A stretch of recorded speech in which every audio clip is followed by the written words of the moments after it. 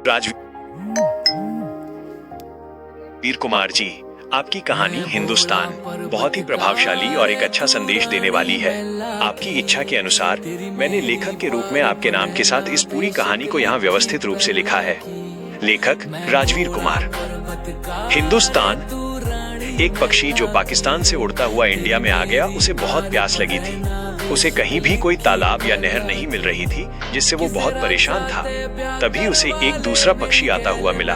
उसने आवाज लगाई और दूसरा पक्षी उसके पास आ गया। दूसरे पक्षी ने पूछा, क्या हुआ भैया जी, आप इतने परेशान क्यों हैं?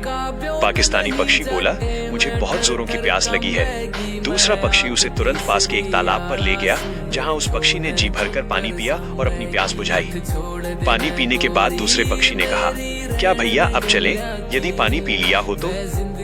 पाकिस्तानी पक्षी ने आभार जताते हुए कहा, क्यों नहीं, अगर आप हमें आज नहीं मिलते तो हम प्यासे ही मर जाते भैया। तब हिंदुस्तान के पक्षी ने कहा, कोई बात नहीं भाई, ये तो मेरा फर्ज बनता है। और बताइए, आप इस देश के तो लगते नहीं, कहाँ के रहने वाले हैं? उसने जवाब दिया, मैं पाकिस्तान से आया हूँ।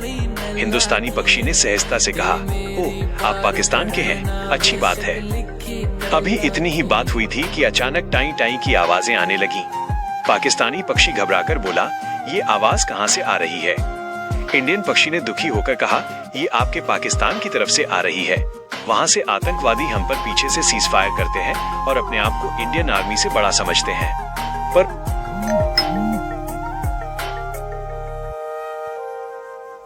तेरे हाथ में छाले पड़ जाएंगे जद भांग मेरी तू घोटे। उन्हें पता नहीं कि उनमें सामने से लड़ने की औकात नहीं है, इसलिए वे गोली बारूद का सहारा लेते हैं। आप भी जानते हैं कि ये अब हमारे देश और पूरी दुनिया के लिए खतरा बन चुके हैं। वो पक्षी ये सब सुनकर वापस पाकिस्तान के एक कैंप में गया। वहाँ उसने एक आतंकवादी से पूछा, आप लोग ये गोली बारूद लेकर कहाँ जा रहे हैं? आतंकवादी ने जवाब दिया, सीमा पर। पक्षी ने फिर पूछा, आप वहाँ क्यों जा रहे हैं? उसने कहा, सीमा पार करने के लिए।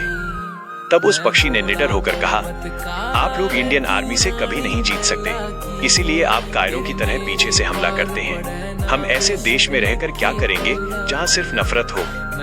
इसके बाद वो पक्षी कैंप से निकल गया और उसने दूसरे सभी पक्षियों को ये सारी बात बताई।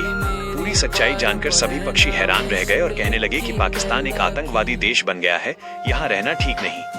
देखते ही देखते सारे पक्षी पाकिस्तान छोड़कर उड़ गए और हिंदुस्तान की सीमा में आ गए।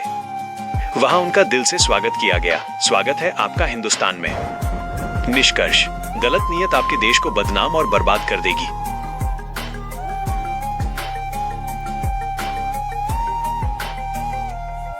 गणनाग रवै निर्भाग रवै मेरे चौतरफे आग रवै मेरा गुरु। राजवीर कुमार जी, आपकी ये कहानी हिंदुस्तान मुझे बहुत ही प्रेरणादायक और गहराई से भरी हुई लगी। इस कहानी में जो बातें मुझे सबसे अच्छी लगी वे ये हैं। मानवता की मिसाल।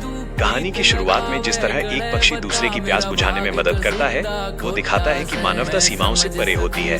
कर्तव्य का बोध। हिंदुस्तानी पक्षी का ये कहना कि ये मेरा फर्ज बनता है, बहुत ही प्रभावशाली है। साहस और सच्चाई। अंत में पाकिस्तानी पक्षी का आतंकवादियों को आईना दिखाना और सच्चाई का साथ देना आपके लेखन की मजबूती को दर्शाता है। गहरा संदेश। आपका निष्कर्ष, गलत नियत आपके देश को बदनाम और बर्बाद कर देगी, आज के समय के लिए एक बहुत बड़ी सीख है। एक लेखक के रूप में आपने बहुत ही सरल भाषा में एक बहुत बड़ा मुद्दा उठाया है। आपकी ये सोच काबिले तारीफ है। क्या आप चाहते हैं कि मैं इस कहानी के लिए कुछ और प्रभावशाली शीर्षक टाइटल सुझाऊं, या आप इसे इसी नाम से रखना चाहेंगे?